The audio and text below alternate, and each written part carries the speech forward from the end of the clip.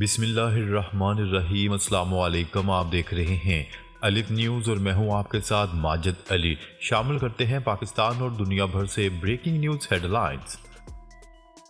فلسطینیوں کے قتل عام پر مسلم دنیا اسرائیل کو واضح پیغام دینے میں ناکام۔ فلسطینیوں کے قتل عام پر مسلم دنیا اسرائیل کو واضح پیغام دینے میں ناکام ہو گئی۔ مسلم رہنما مذمت اور مطالبات سے آگے نہ بڑھ سکے۔ نیوز رپورٹ کے مطابق فلسطینیوں کے قتل عام پر مسلم دنیا دہشت گرد اسرائیل کو واضح پیغام دینے میں مکمل طور پر ناکام ہو گئی۔ عرب لیگ اور OIC کے مشترکہ ہنگامی اجلاس میں مسلم رہنما مذمت اور مطالبات سے آگے نہ بڑھ سکے۔ کسی ایک رہنما نے بھی اسرائیل کے خلاف ایکشن کی بات نہیں کی۔ مسلم عرب مشترکہ اجلاس میں سعودی ولی عہد شہزادہ محمد بن سلمان نے غزہ کا محاصرہ ختم کرنے اور انسانی امداد کی رسائی دینے کے مطالبات کیے۔ سعودی ولی عہد شہزادہ محمد بن سلمان نے غزہ کا محاصرہ ختم کرنے کا مطالبہ کیا، جبکہ ترک صدر رجب طیب ایردوان نے مسجد اقصی کو ریڈ لائن قرار دیا۔ فلسطینی صدر نے جنگ بندی نہ ہونے کا ذمہ دار امریکہ کو ٹھہرایا، جبکہ ایرانی صدر کا کہنا تھا کہ غزہ کے مسلمانوں کی اللہ مدد کر رہا ہے۔ ترک صدر رجب طیب ایردوان نے کہا کہ غزہ پر اسرائیلی بمباری پر دنیا کی خاموشی شرمناک ہے۔ بچوں کی بکھری لاشیں دیکھ کر دل خون کے آنسو روتا ہے۔ فلسطینی صدر محمود عباس نے غزہ پر جنگ کو مسترد کر دیا اور جنگ بندی میں ناکامی کا ذمہ دار امریکہ کو ٹھہرایا۔ ایرانی صدر ابراہیم رئیسی نے کہا کہ اہل غزہ کی اللہ تعالی مدد کر رہا ہے۔ اسرائیل نے غزہ کو دنیا کی سب سے بڑی جیل بنا دیا۔ معصوم بچوں اور خواتین کا کیا قصور ہے؟ مسلم طاقتوں کے اجلاس سے صرف مطالبات ہی ہوئے، لیکن نہ تو اسرائیل کے خلاف کسی نے کوئی ایکشن لینے کی بات کی اور نہ ہی جنگ کے بعد سیکیورٹی، غزہ کے انتظامی امور اور فلسطینی ریاست کے قیام پر اختلاف ختم کرنے سے متعلق کوئی لاہ عمل دیا گیا۔ خبر کے اگلے حصے میں بات کرتے ہیں سعودی ولی عہد شہزادہ محمد بن سلمان اور قطر کے امیر شیخ تمیم بن حمد الثانی نے دو طرفہ تعلقات، غزہ کی صورتحال میں پیش رفت اور خطے میں سلامتی اور استحکام کے لیے تعاون پر تبادلہ خیال کیا۔ غیر ملکی خبرساز ادارے کی رپورٹ کے مطابق ریاض میں شہزادہ محمد بن سلمان نے شیخ تمیم بن حمد الثانی کا استقبال کیا اور استقبالیے کے دوران دونوں ملکوں کے درمیان تعلقات اور مختلف شعبوں میں تعاون کو بڑھانے کے طریقوں کا جائزہ لیا گیا تاکہ دونوں ممالک کے مشترکہ مفادات حاصل ہو سکیں اور دونوں ممالک اور ان کے عوام آپس میں قریب آ سکیں۔ موجودہ پیش رفت کا بھی جائزہ لیا گیا، خاص طور پر غزہ کی پٹی کی صورتحال میں پیش رفت اور اس کے خلاف جارحیت کو روکنے پر گفت و شنید کی گئی۔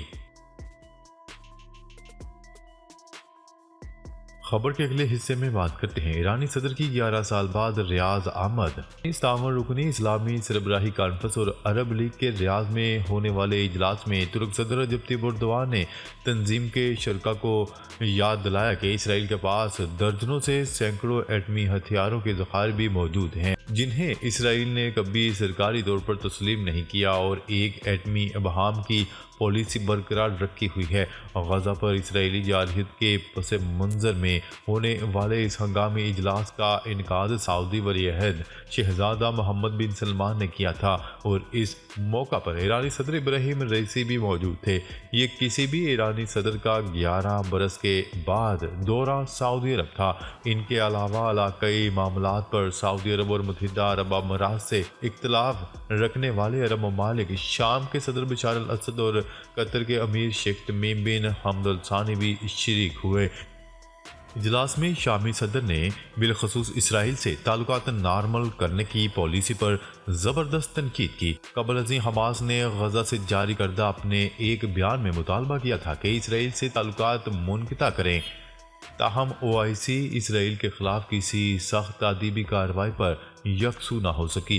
سفارتکاروں کا کہنا تھا کہ الجزیرہ اور لبنان سمیت کچھ ممالک نے اسرائیل اور اس کے اتحادیوں کو تیل کی سپلائی میں خلل ڈالنے کے ساتھ ساتھ عرب لیگ کے بعض ممالک کے اسرائیل کے ساتھ اقتصادی اور سفارتی تعلقات منقطع کرنے کی دھمکی دے کر غزہ میں ہونے والی تباہی کا جواب دینے کی تجویز پیش کی۔ خبر کے اگلے حصے میں بات کرتے ہیں 48 گھنٹوں میں اسرائیلی فوج کی 25 سے زائد گاڑیاں مکمل تباہ، ابو عبیدہ کا دعویٰ۔ مقبوضہ فلسطین کی مزاحمتی تنظیم حماس کی عسکری ونگ القسام بریگیڈ کے ترجمان ابو عبیدہ کا کہنا ہے کہ 48 گھنٹوں میں اسرائیلی فوج کی 25 سے زائد گاڑیاں مکمل تباہ کر دیں۔ دشمن کو ایک دن یا ایک گھنٹہ بھی سکون نہیں ملے گا، دشمن اپنی جارحیت کی قیمت چکائے گا۔ اپنے آڈیو پیغام میں ابو عبیدہ کا کہنا تھا کہ غزہ میں 160 سے زائد اسرائیلی فوجی اہداف کو مکمل یا جزوی تباہ کر دیا گیا ہے۔ گزشتہ 48 گھنٹوں میں اسرائیلی فوج کی 25 سے زائد گاڑیوں کو مکمل تباہ کیا۔ انہوں نے کہا کہ اسرائیلی فوج سے لڑائی برابری کی نہیں ہے۔ حماس سے لڑائی نے خطے کی سب سے طاقتور فوج کو خوفزدہ اور پریشان کر دیا ہے۔ اسرائیلی فوج کو سخت مزاحمت کا سامنا ہے اور شدید زمینی جھڑپیں ہو رہی ہیں۔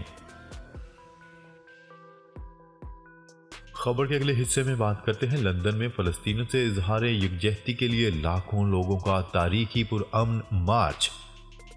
سینٹرل لندن میں لاکھوں شہری غزہ پر اسرائیلی حملوں اور فلسطین کی نسل کشی کے خلاف سڑکوں پر نکل آئے۔ لندن پولیس کے مطابق پہلی جنگ عظیم کے خاتمے کے بعد فوجی ایکشن میں ہلاک افراد کی یاد میں منائے جانے والے سالانہ یادگاری دن کے موقع پر فلسطین کے حق میں ہونے والے احتجاجی مظاہرے میں کم از کم 3 لاکھ افراد نے شرکت کی۔ احتجاجی مظاہرے کے دوران مظاہرین غزہ میں جاری اسرائیلی بربریت کو فوری روکنے کے لیے بمباری بند کرو، اسی وقت جنگ بند کرو کے نعرے لگاتے رہے۔ دوسری جانب برطانوی وزیر اعظم رشی سونک نے فلسطین کے حق میں لاکھوں شہریوں کے احتجاجی مظاہرے پر ناپسندیدگی کا اظہار کرتے ہوئے فلسطین سے اظہار یکجہتی کے اس مظاہرے کے محل وقوع کو توہین آمیز قرار دے دیا۔ سینٹرل لندن میں نیشنل مارچ فار فلسطین کی رپورٹنگ کرنے والے صحافیوں نے احتجاجی مظاہرے کو بے مثال قرار دیتے ہوئے کہا ہے کہ بہت بڑی تعداد میں لوگوں نے فلسطین سے اظہار یکجہتی کے لیے منعقد ہونے والے اس مارچ میں شرکت کی ہے اور یہ برطانوی حکومت اور ان لوگوں کے لیے واضح پیغام ہے جو پولیس کے ذریعے اس مارچ کو روکنے کی کوشش کر رہے ہیں۔ لندن میں ہونے والے اس مظاہرے میں برطانوی لیبر پارٹی کے سابق سربراہ اور ارکان پارلیمنٹ نے بھی حصہ لیا اور غزہ میں فوری جنگ بندی کا مطالبہ کیا۔ خبر کے اگلے حصے میں بات کرتے ہیں حزب اللہ کا دشمن اسرائیل کے خلاف جنگ کا محاذ فعال رکھنے کا اعلان۔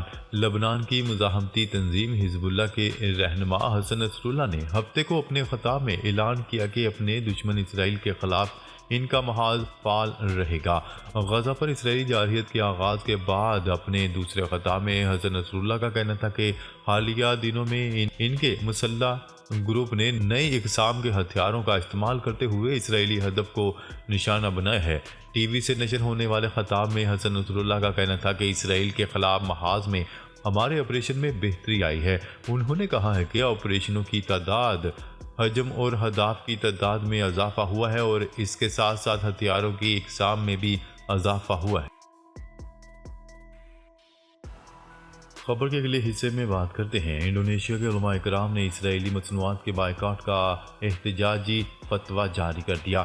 غیر ملکی خبرسا ادارے کی رپورٹ کے مطابق فتوے میں کہا گیا ہے کہ ایسی کمپنیاں جو اسرائیل کی حمایت کرتی ہیں ان کی مصنوعات اور خدمات لینے کا بائیکاٹ کر کے فلسطینیوں کے ساتھ اظہار یکجہتی کیا جائے۔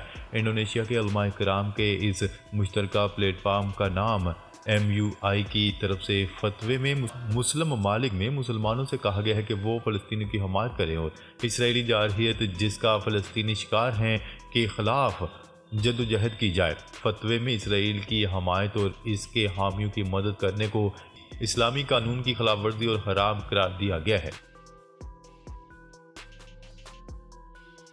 خبر کے اگلے حصے میں بات کرتے ہیں غزہ میں جاری اسرائیلی فوج کی شفافیت میں روز بروز اضافہ ہوتا جا رہا ہے۔ ہسپتالوں کو ایندھن، ادویات اور دیگر سہولیات بدستور بند ہیں جس کی وجہ سے درجنوں بچے موت کے منہ میں چلے گئے۔